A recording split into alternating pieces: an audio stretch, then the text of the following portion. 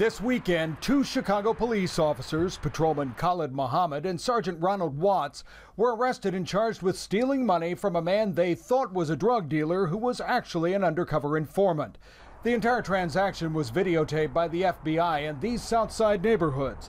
Today, the police superintendent seemed to suggest the charges are isolated incidents. No, at this point, there's nobody involved except for the two officers that were arrested. In reality, the investigation goes much deeper. Sources tell us that at least half a dozen officers are under investigation, working in the same and related units here in the 2nd District, and that many of the officers have been suspected for at least 10 years. At one point, informants told investigators the operation was netting thousands of dollars a day in protection money from drug dealers here at the former Ida B. Wells housing project. Whether or not any other officers are ever charged is, of course, an open question. But we are told this investigation takes some troubling turns, even to murder.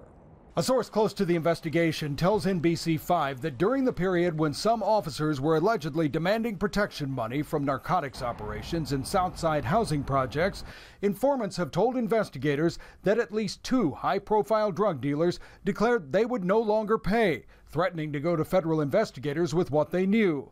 Both reportedly ended up dead. While Police Superintendent Gary McCarthy insisted today that the wrongdoing was isolated, he went out of the way to say the two accused officers would find no defense from his administration. The fact is, when officers commit these horrible acts, we're going to do everything we can to identify them and arrest them. It's really that simple.